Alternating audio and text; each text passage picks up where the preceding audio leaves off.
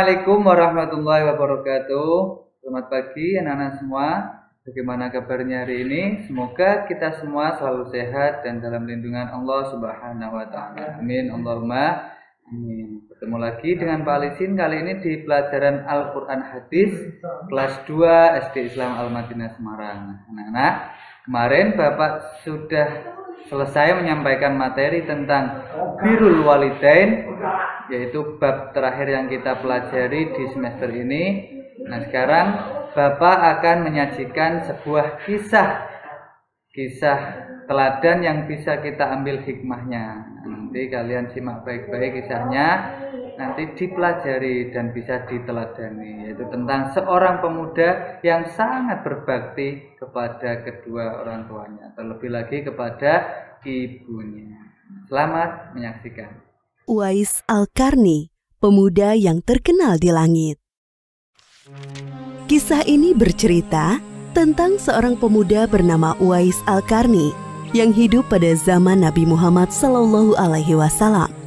Nama Al-Qarni yang disematkan padanya memiliki arti yang dalam bahasa Arab penghuni langit. Melalui kisah ini kita akan mengetahui siapakah sosok Uwais yang namanya sangat terkenal sampai ke langit. Ternyata hal ini terjadi karena ketaatan Uwais kepada ibunya. Uwais adalah seorang pemuda yang berasal dari negeri Yaman.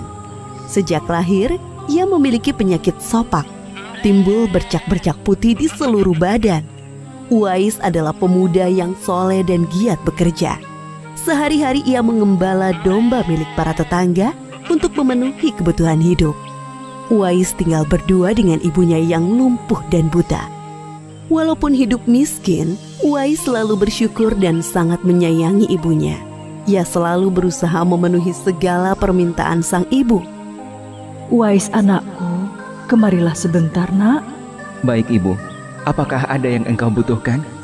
Anakku sayang, mungkin hidup ibu sudah tak akan lama lagi. Ada satu keinginan ibu yang ingin sekali terwujud. Jangan berkata seperti itu ibu. Katakan padaku, apa permintaan ibu itu? Sebelum saat itu tiba, ibu ingin melaksanakan haji.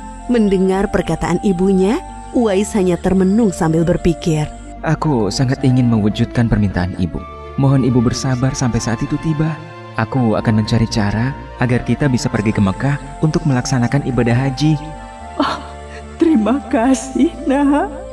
Ibu Uwais sangat bahagia dan memeluk Uwais sampai menangis. Ya Allah, bagaimana cara hamba membawa ibu hamba yang lumpuh dan buta untuk pergi ke Mekah?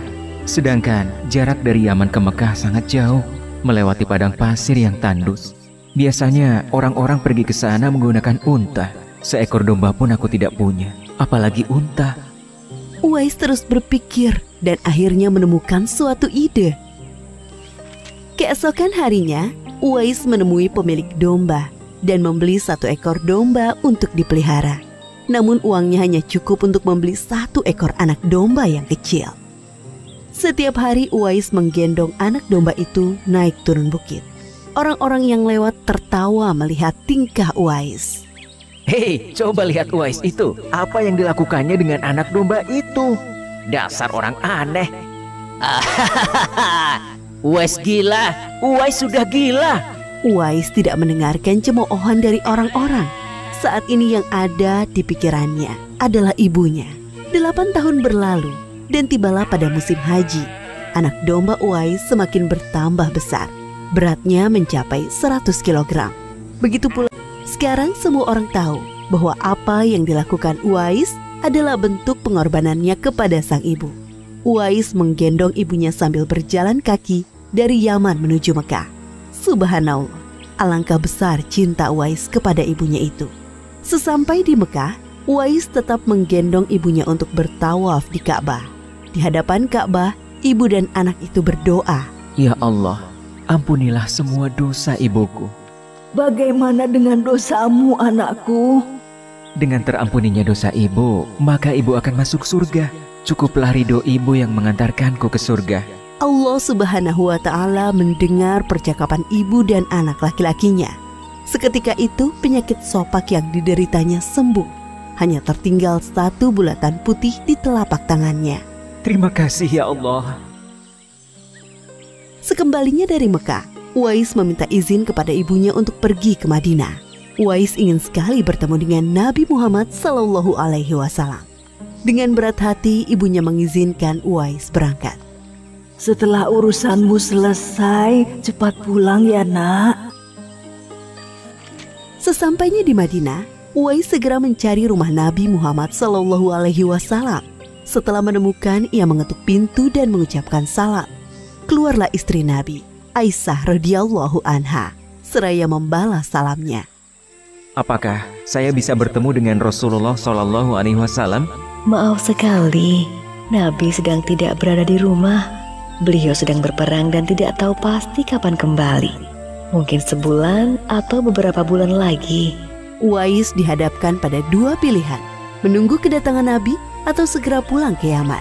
Bayangan sang ibu yang tua muncul di benaknya. Baiklah kalau begitu, saya pamit. Ada seorang ibu yang tidak bisa saya tinggal lama-lama di rumah. Sampaikan salam saya kepada Rasulullah SAW jika beliau sudah kembali dari perang. Terima kasih. Uwais kembali ke Yaman dengan perasaan haru dan sedih. Di satu sisi Uwais sangat ingin bertemu dengan Nabi Muhammad SAW. Namun di sisi lain, ia sangat mengkhawatirkan kondisi ibunya. Akhirnya ia memilih untuk segera pulang ke Yaman. Peperangan telah usai dan Nabi Muhammad SAW pulang ke Madinah. Aisyah radhiyallahu anha menceritakan perihal pemuda yang mencari beliau. Nabi mengatakan bahwa Uwais adalah pemuda yang sangat taat kepada ibunya. Karena ketaatan kepada ibunya itu, nama Uwais sangat terkenal di kalangan penduduk langit. Seperti yang tersebut dalam hadis Sahih Muslim Syarah An-Nawawi nomor 2542, dikatakan bahwa sebaik-baiknya tabi'in adalah Uwais Al-Qarni. Saat Nabi Muhammad SAW berbincang-bincang dengan Umar bin Khattab dan Ali bin Abi Thalib, beliau menceritakan tentang sosok Uwais. Apabila kalian bertemu dengan Uwais, mintalah doa dan istighfar kepadanya. Dia adalah penghuni langit. Perhatikan di telapak tangannya ada tanda berwarna putih. Dulu sejak lahir ia menderita penyakit sobak. Namun atas kesalehan dan ketaatan kepada ibunya, Allah Subhanahu wa Ta'ala menyembuhkan penyakitnya. Sampai pada akhir kematian Uwais, terjadi hal yang menggemparkan. Banyak sekali orang yang hadir mengurus pemakamannya. Orang-orang itu adalah penduduk langit yang dikirim oleh Allah Subhanahu wa Ta'ala. Subhanallah, Maha Suci Allah, sungguh mulia sosok Uwais ini. Demikianlah kisah Uwais Al-Qarni, pemuda yang namanya terkenal di langit. Karena ketaatan pada ibunya, Allah Subhanahu wa Ta'ala meninggikan derajatnya. Dalam kisah ini dapat kita ambil pelajaran berharga bahwa kita harus berbakti kepada orang tua.